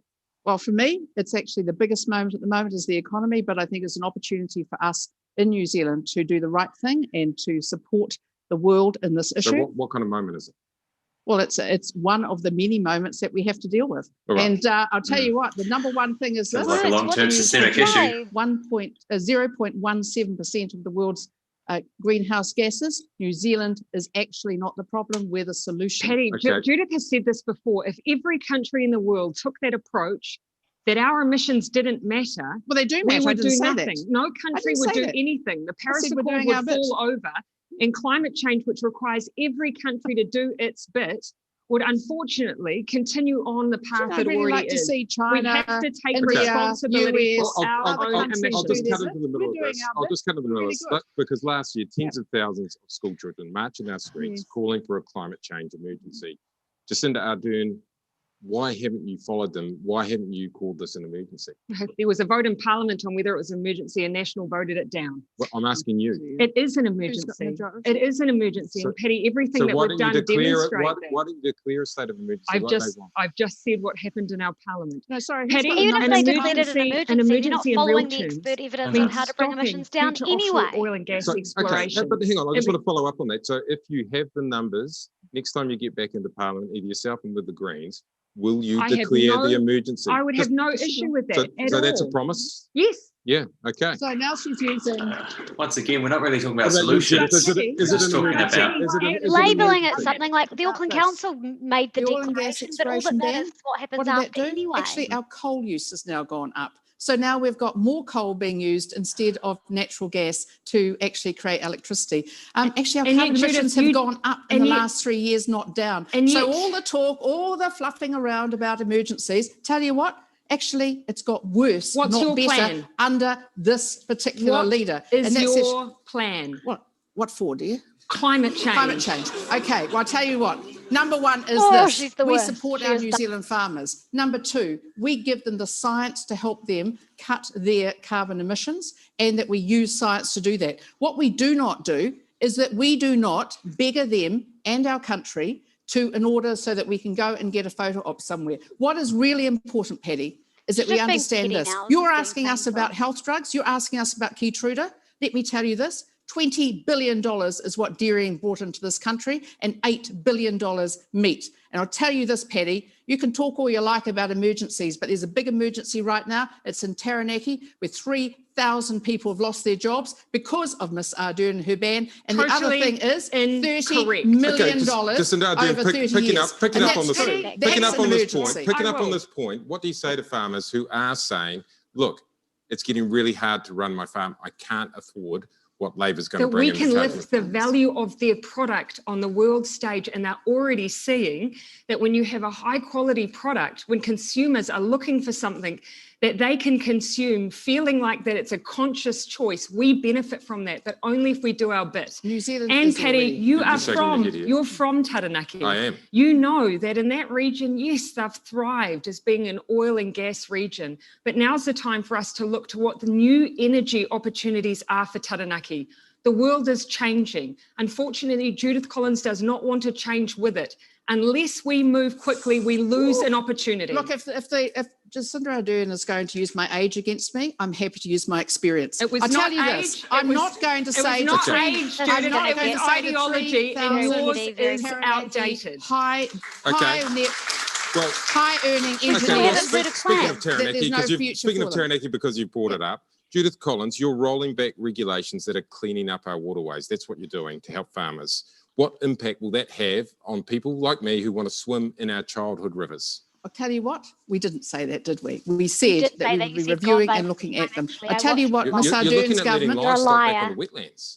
well, actually, Patty, what we've said is you have to have a policy around regions, because actually not every region is the same. The weather in Taranaki, as you know, is entirely different from the Coromandel. The weather in Northland is entirely different from Southland, and so are farming practices. So some of the regulations that Miss Ardern's government rushed through in the last day of Parliament, actually all that they're going to do is limit farmers' ability to do a better job, and that's important. It didn't even come through Parliament. Quick Rushed reply to through Jacinda the Ardern last before the day break. of Parliament. It's not true. It was we campaigned didn't last even election quite to listen stop to the the evidence on that one degradation to our either. waterways.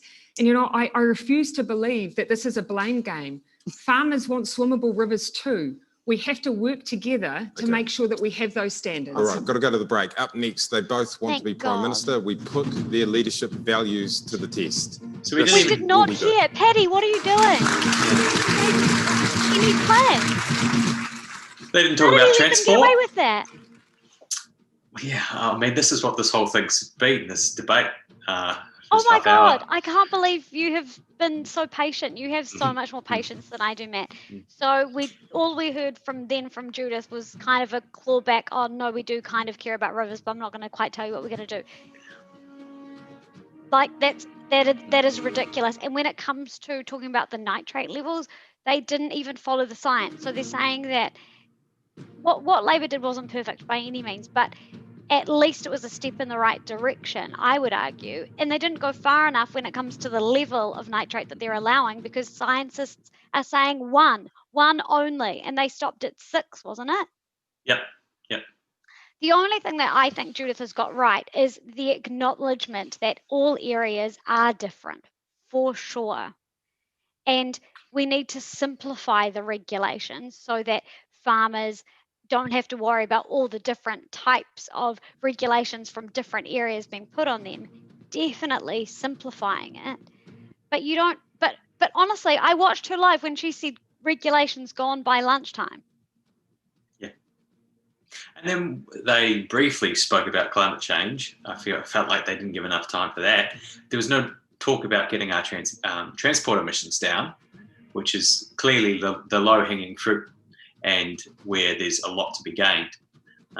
No solutions. And that's a big one. A big part of our small business policy really is where it fits into, but we want to make sure that we are removing the fringe benefit tax for low emissions vehicles because right now, we all subsidise double cab utes. That is why you see them everywhere. Yep. It's not a coincidence that businesses buy the vehicle that is not taxed. So we need to shift that around, yeah. And we've got to also fundamentally re-engineer our cities to be compact and therefore efficient. You know, I think Jeff says it's not about how you get from A to B, it's about bringing A and B closer together. That's exactly right. Right now we've got this sort of addiction to sprawl because we're all trying to find cheaper places to live, that we're spending, you know, like Nelson, it's not too much of sprawl's an issue, but getting transport into town, what's it like in Auckland? Sprawl is madness, and we, especially our poorer families, are being pushed further and further out of the city. Yep. People are commuting from Pokeno all the way up to Auckland now, and that is terrible for our emissions. People are travelling further and further every single day just to get to and from work because of our housing crisis. We all do, because they don't pay a fringe. Double cab, sorry, you guys couldn't hear what I could hear in my ears, so I need to repeat the question. Someone asked about the subsidising double cab utes. So if you are a business and you're buying a double cab ute, you don't pay the fringe benefit tax on that type of a vehicle. It's exempt. Maybe Matthew can explain how that is. Because it kind of looks like a work vehicle. It's in this sort of grey area where it's like, well, I could just buy a normal car. I could buy the car that sort of fits me. I could buy, like, I've got a Mazda Verissa for all the people at home. It's a nice, compact, efficient thing. But I'm incentivized to buy a double cab ute because I'll pay less tax on it. Now, I want to turn to leadership, starting with you, Judith Collins. Quick question. Is Winston Peters irrelevant? Yes. Yes. Jacinda Ardern, is Winston Peters irrelevant? It would be a disservice of someone I've worked with for that long to describe him in that way. But ultimately, voters are going to make that call, Paddy. Okay, so voters might make him irrelevant, is your answer. Judith Collins, do you rule him out then? Is there no way, even with some miracle, that Winston Peters Simon Bridges would ever be involved with any national government leader? You ruling him out totally? As a Christian, I do actually believe in miracles, but I tell you what, he ain't going to be one of them. Okay, so that sounds like he's out.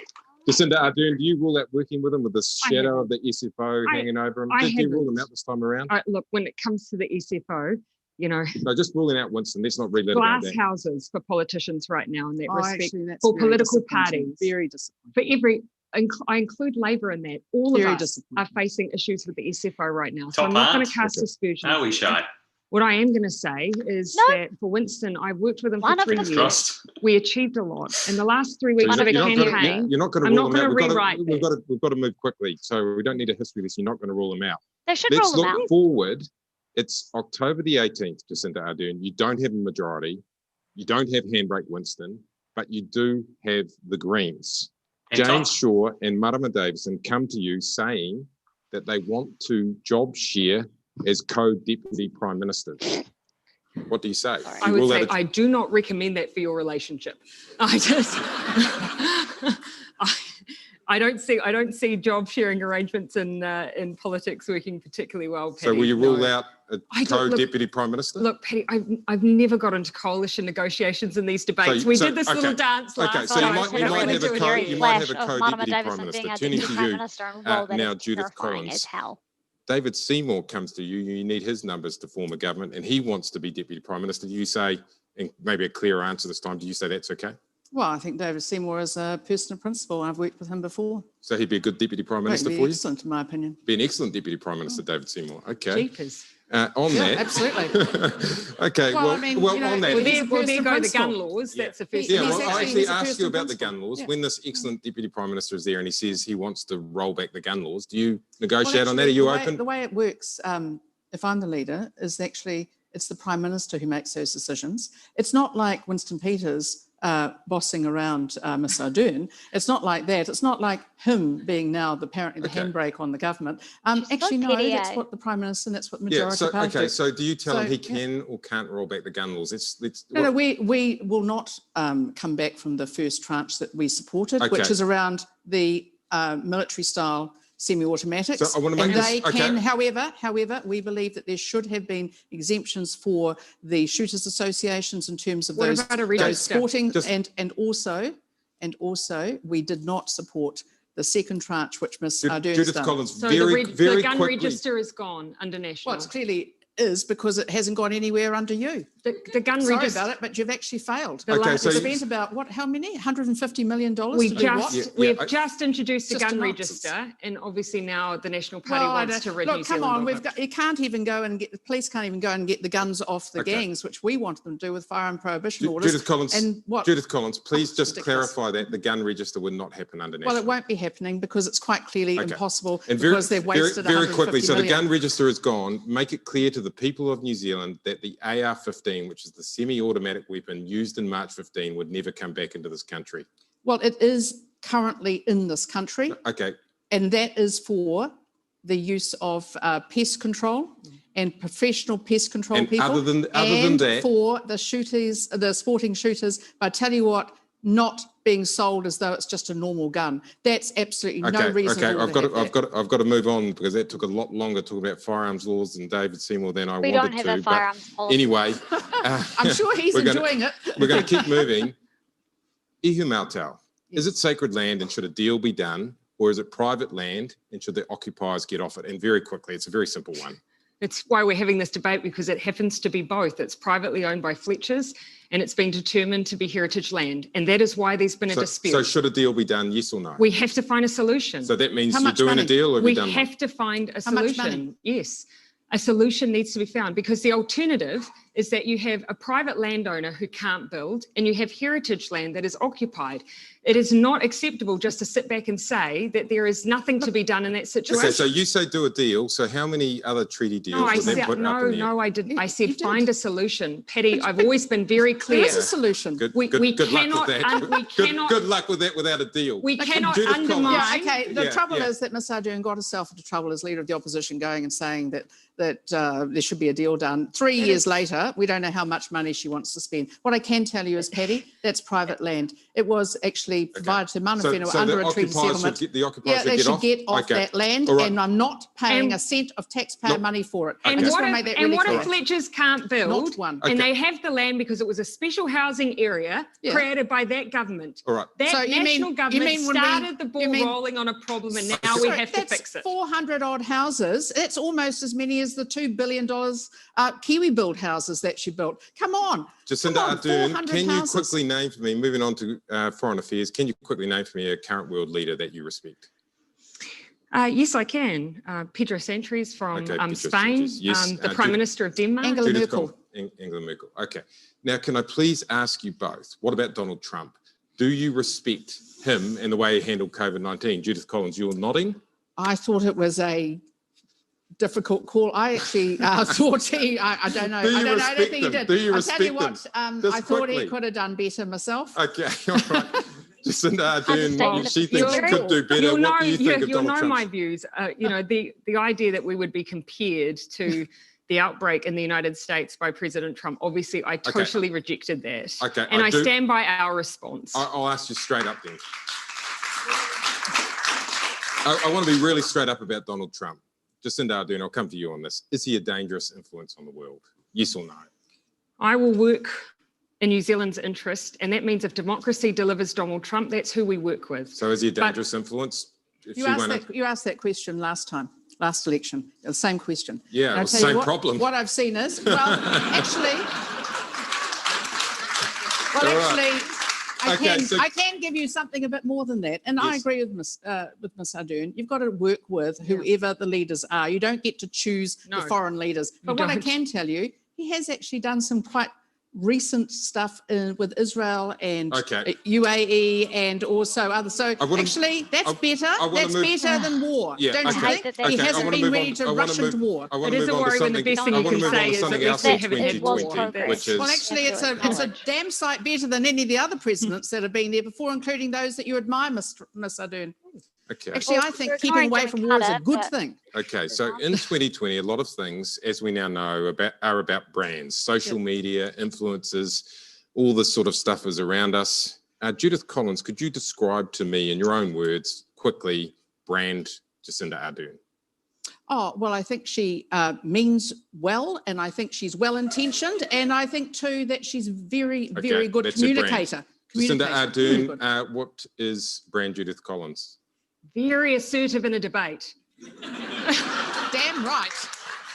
And damn right. Okay, Judith Collins, staying on this topic. Thank you. Staying on this topic, you have called Jacinda Ardern a celebrity prime minister. Yes, yeah. So, what does that mean? What it actually means, Ms. Ardern, is that overseas, people know who you are, and I think that's lovely. I think it's good for New Zealand. I think that's a good thing. Is there something wrong on with that topic? Can't even give a compliment. Judith Collins, would you seriously say no to being on the cover of Vogue? Oh, absolutely would I like to be there. There's no problem with that. I tell you what, Paddy, any political leader who says they wouldn't is a liar. All right. Jacinda Ardern, on the same thing, and, be honest here. Have you ever referred to Judith Collins as crusher in private? I haven't. No, I haven't actually. Okay. No. Oh, isn't that sweet? All right. After the break. So after the break. My favourite round is coming up. Quick fire. What are we getting out of this debate at the moment, Matt? I don't know. It's all very surface level What is stuff. New Zealand getting? And I want to be positive here because I've been negative a lot lately and there's a lot negative going on. So I really want to try and find something really positive and genuinely struggling. My true hope is that we move away from this two-party leaders debate thing altogether. We are in an MMP system. Why on earth the media are even having these debates? It is nothing but for ratings. They want those moments that we just saw there at the end. Yeah. And given what they're polling, it kind of makes a mockery of the two big parties, one polling way up here, the other polling down here, and, ACTA sort of catching up. I mean, they're far, far away, but it's not so clear anymore that we've got two major parties. So it should never have been presented in that way, though, right? And MMP around, when it's used properly, they have multi-party debates because that's just how it works. It's how you hear the new ideas, like what you were saying before, Matt. You need the smaller parties, you need other parties and the other voices to, sure thing, Kane. You really need, sorry, I forget that people can't hear him. This is not how MMP was designed. And honestly, I just think it's for the ratings. And that last couple of minutes shenanigans, and it's honestly, it's petty, it's low bar. We're not even having a high-level academic conversation by two people who want to run this country. We're having PR slogans, and they're talking about branding and talking about the cover of Vogue. Like, that's not their fault that Patty threw them that question, and maybe he's trying to make things a bit lighter. Like, I kind of get that, because sometimes you do want to diffuse the tension. Sometimes that's helpful. We could sleepwalk into the next 3 years. That's the thing that concerns me here, based on that debate. You know, if that's where the debate is taking place on these sorts of things, then we're going to pick the least worst option and just sleepwalk into the next 3 years. And on those big issues that we have to address at some point, there's just going to be no change. Because why? Why would they suddenly change their approach if they've, for the last 30 years, sort of maintained this sort of status quo? They're not going to, and they continue to be rewarded with votes for not changing anything. Yeah, that was an interesting thing. Cameron was saying that every election, our vote is less about trying to get somebody into power, because your vote is only one vote, and the chances of it actually affecting the outcome are tiny. But what it does do is it signals who you support. And by voting for the two major parties, you are signaling to them that they should continue what they're doing because you're supportive of it. That's exactly right. When you give a party your vote, which is the most privileged gift you can give someone, or a party or politician, you are saying to them, keep doing what you're doing. Yeah. So you can't just say, oh, I'm just going to vote for them because it's fine, even though I don't like most of what they're doing.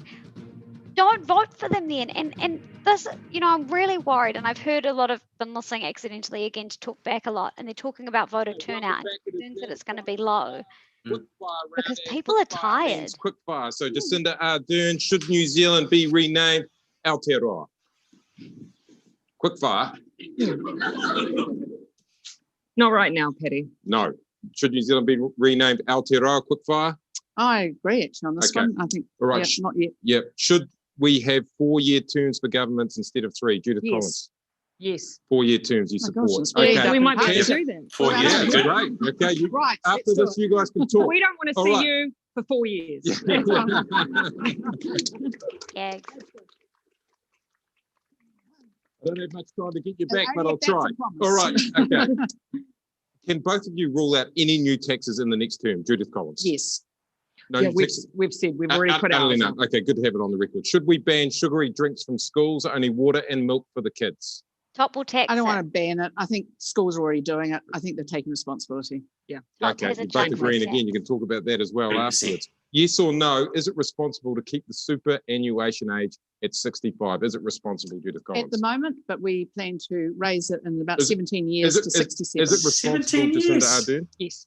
And will you continue to keep it at 65? Yes. Will you resign if you put it up to Yes. 67? Okay. We change Just Tom's getting that on proposal the is to record. keep it at 65, All right. but we make Is it it affordable. impossible to totally eliminate child By poverty in New Zealand? Totally changing eliminate the it. taxes Is that on the additional dream, income? Judith Collins? I don't think it's totally impossible, but I Okay. do think Jacinda Ardern, is it impossible to eliminate child poverty? As we understand it, no. Okay. As we understand it, no. You can eliminate it.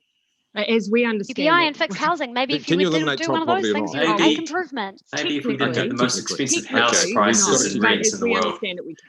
Do we And need it's to a bring an place to end to start. what's called period poverty and fully subsidised sanitary products for every woman and girl in New Zealand? Jacinda Ardern. Yeah. Actually, yes, I think we should. But what I'm Yes, actually doing we've already right now, said though, that we Patty, is want to rolling out find free the products best into way to do schools. that. So Yeah. that's something I Policy. can do. But will What you about go health further policy? and subsidise all Free sanitary to All health we, products? all we can end up doing is subsidising companies. That's why I'm putting it for free in products in schools. Yeah, so will you put it free anywhere else? Or At the moment, schools, and from there, I would happily look at ways that we can make it more available. so you'll do that next term if you get back in? Yeah. Okay. I think there's no. I think you've got to put it into schools. I mean, it's just awful to think kids are going through this and staying away from school because of what is a very natural part of growing up as a young woman. And actually, I don't see any problem at all with agreeing on in terms of schools. But like Ms. Ardern, I would be worried about subsidising some of the biggest Okay, pharmaceuticals all right. in the world, It is- as we would do it is- if we just all. It is ended quick. up It paying is for quick everything. fire, Judith Collins. So I'll just move on. Does every school need gender-neutral toilets for transgender people? Jacinda Ardern, I'll come to you. Every child should be able to go to a bathroom they feel comfortable going to. Yes, And schools are going to design it, and they have to. Okay, so will you help schools do that? Yes or Sorry? no? Will you help schools do that? We Yes or should no? help schools do that. Judith Collins? Schools should be having at least one bathroom available for kids, and who Everyone don't want to needs go to to either a feel like boys they or have a girls' place in the bathroom. world. I You'll, think ha- that's, you'll help them and do a that if place you where become they Prime feel Minister? safe and I actually, comfortable. it's only one bathroom, for goodness sake. People can do it even Okay. to the office. Doesn't gotta Just keep- affect I've other gotta keep people. moving. kind to kids who are going through difficult. 100% with you. Gloria Vale, ongoing allegations. Is it time for a proper, wide-ranging, independent investigation or inquiry of Yes. what is going on down Long Gloria Vale? Judith overdue. Collins? Can I tell you, I So just think it many sounds cases really have weird. come out of that place. That's really weird. And Google it. I am a feminist, as well as a Christian, so it's amazing. So, I actually think, somebody needs to go. I understand WorkSafe is going in there. From what I heard the other day, it sounded as like Prime little Minister, would you have slavery. an independent inquiry? It's quick fire, Judith Collins. Help me here. Yeah, okay. Okay, Jacinda Ardern, quick fire. Would you have No. an independent inquiry? No. No. Okay. Will we actually be, and this is quick fire, smoke-free by 2025? No, well, we won't if you're going to have Jacinda cannabis. I'm not giving up on 2025. I'm sticking with it, Patty. I Yes, say that's we will the be. goal. New Zealand will be smoke-free by 2025. That is up to every single person in New Zealand who smokes right now, but we are not giving up on that goal. But So we're we're going to sticking have with it. cannabis instead. Okay. Come on. Jacinda Ardern, just play a quick game. Asset or liability? Phil Twyford. He's still in, Liability. he's still in my cabinet. He paid a price. Asset or liability? Well, if he's in my cabinet, then yes, Asset. he has That's- qualities that make Judith him an Collins, is he an asset. asset or is he a liability? Well, he's my Quick asset fire. and he's Miss Ardern's liability, but Okay, she Judith Collins. promoted him to Judith- number 4. Judith Collins, coming back to you then, and we'll play the same game. do Asset you- or liability? Paul Goldsmith. Oh, he's an asset, absolutely. Jacinda Ardern, is Liability. he an asset or a liability? Their fiscal plan is the liability. No, it's not. Patty. We have one. It You don't have absolutely one. is. You don't Okay, have remember, one. remember it's quick fire. Yeah. Next question. Is politics a blood sport? Yes or no? Yeah, it's an enjoyable sport, but I don't think anyone has to shed blood, and that's Okay. important. Is it a Well, blood it's No sport? blood. It shouldn't be. No. Okay. I want people to come into Quick politics. fire. Should That we was an put honest a answer, statue but of Kate disturbing. Shepherd up in Parliament's grounds? Yes, Yes, or of no? course we should. You'd do Yeah, it if you were Prime absolutely. Minister? Absolutely. Why Okay. shouldn't we? Will you do it as well? Will you put a I statue? actually think Trevor Mallard's already working on it, actually, Patty. thought I he might did have the let the cat playground. out of the bag. So you'll do it? A Oh. statue of Kate Shepherd's going up if you get back into. We're actually trying to make Parliament a UNESCO site for the fact that Kate Shepherd Are is you the gonna reason put we were the sta- first country in the Are world you to going have to put the women in the statue up if you get back in? We've already got a bus. Straight Yes, answer. why not? But Patty, Okay, great. Okay, this Patty, is the that hardest. is not the only This is thing the we can hardest do quick to fire I've ever been honour involved women. in. Is just put a We're statue up. holidaying. We're holidaying at home at the moment, but where is somewhere in New Zealand that you've wanted to visit but have never been? Judith Collins. Oh, easy. Chatham's. Okay. I need to go to the Chatham's. Okay, that's your summer Yep, holiday sorted. absolutely. Jacinda Ardern, where's somewhere you want to go that you've never I been haven't to? got to Stewart Island. Okay, It's a great. great regret. Summer is sorted then for both of you. What is your favourite native tree that best represents you, Judith Collins? That would be a ko-fi. Ko-fi? Jacinda Yeah, I'm Ardern? with you, Shy, on this. Would you chain yourself? Questions are these? Would you chain yourself to a ko-fi or a pahurakawa to protect it? No, I'll tell you what I would do. Sorry, I'd plant Patty, you've some. lost me. It's far better. Jacinda Ardern, My would you? whole life, This my is dad called me a ridiculous. tree hugging lefty. Why not round it out? Just Okay, grab so the tree. you would chain yourself to it. Oh, I Okay. haven't. Do you know what, One Patty? I final- haven't to date One because final question in people the quick swap fire. me in. One final question in the quick fire, and you can get out of here. And it's a big one. God. Is it time for New Zealand to get a new flag? Oh, I'm just when you joking. thought it Well, couldn't the get worse, public Shy. has already voted on Well, that. I suggest All that right. Miss So Ardern the takes public it That's to the end of the, referendum. that- Works so that's the well end for of the They us. debate. voted That's the end of the no. debate. I know Okay. you want to keep going. answer We won't be right looking now? for a new flag from either of you. Jacinda Ardern, Judith Collins, thank you both so very much. Thank you. For what? Genuinely, for Your what? flag potentially, Shy. I don't know what their answers were. I tuned out at that point. I zoned out before that. Sorry, Patty, I normally absolutely respect your work, but I think you could have raised the bar with some of those questions. Hope. The only comment I really have to say this. Did Judith Collins actually say that it's rare for Christians to be a feminist, but she is a feminist and a Christian? I think she implied that by saying that she's a feminist. Oh, and I'm also a Christian. So yes, I think it was implied. Oh, that's a unique take. I'll have to tell my Christian friends that they're also rare for being feminists. Well, folks, you have heard your second leaders debate. If any of you have sat through both of them now and punished yourselves like we have, do you know what? It's time to not be complacent. And I think everyone's tired, right, Matt? Everyone is kind of going back to the chat we were having before. Like, everyone is exhausted. This year has smashed all of us, and we are tired. You're tired. Everyone's over this election. Everyone just wants to, as you said, snooze through the next 3 years. Let's just hit the too hard button and move on. But we can't do that with our democracy. And we can't do that with our future, our children's future. It's just too big to do that. We don't get to say it's too hard. We don't get to say, I'll just let other people decide. They haven't done it right so far. Why will they magically do it right now? Because we are literally signing up for another 3 years of this. That's the thing, right? It's not like, oh, well, look, we are literally signing up for another 3 years of house prices and rents rising faster than incomes. That's what we're signing up for. You know, just post-COVID, we saw our incomes actually didn't grow at all. They shrunk. And yet house prices rose. So this is our opportunity. In 3 weeks' time, or whatever it is now, I'm losing count. We might be down to 2 weeks. Yeah, we're pretty much it, dude. Okay.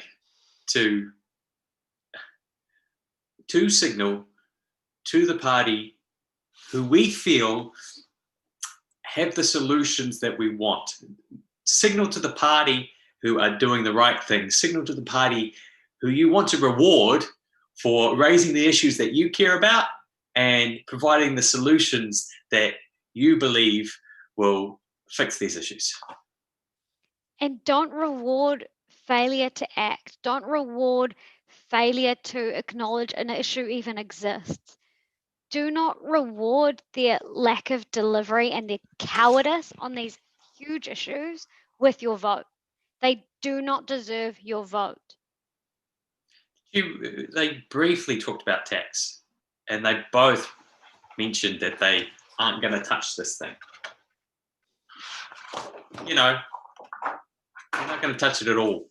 In fact, Jacinda's extra tax thing's just going to incentivize more money into property, and Judith, they've got no plans at all to address that. Top does. We do. You can vote for real change, and we can fix these crazy, huge, complicated issues. Just don't hide behind the too hard basket. That's what politicians do. We have to take action to bring about this change. It is entirely possible. We can fix this. You just have to vote for it. Yep. So I think with that, well done for sitting through this if you did. We're going to end with our campaign video, and thank you so much for tuning in, and nice to see you, Matt. Nice to see you too, Shai. So early voting starts this weekend, so get to it. Ka kite. October 17th is the day you get to decide what you want for Aotearoa New Zealand. 5, 10, 15, 20, 50 years in the future. TOP has a plan to tackle the biggest issues in our society. We're a team of experts, not politicians. We're scientists, economists, lawyers, small business owners. We'd bring in a universal basic income, $250 a week for every adult Kiwi, no questions asked. This gets rid of the welfare trap and allows people to retrain, start new businesses, and rewards unpaid labour like household work and volunteering. TOP's housing and tax reforms would hold house prices and rents stable for a generation. New Zealand needs property owners to pay their fair share of tax. We need more quality, medium density housing around active and public transport networks. We also need stronger renters' rights so everyone can call their house a home. Small businesses are the backbone of New Zealand's economy. To help them thrive, TOP will abolish provisional tax. We'll help businesses with digital uptake and energy efficiency and give them access to universities and polytechnics to solve their problems. You know, the COVID recovery, it's an opportunity. It's an opportunity to build back better than we were before. We can improve the environment and have a thriving economy. This is what real progress looks like, and businesses can be part of the solution. Aotearoa New Zealand is a taonga. It's a treasure. Decades of old school thinking has given us the problems we face today. Let's make a change. The Opportunities Party has the skills, ideas and courage to make real change. Don't leave change to chance. Party vote TOP.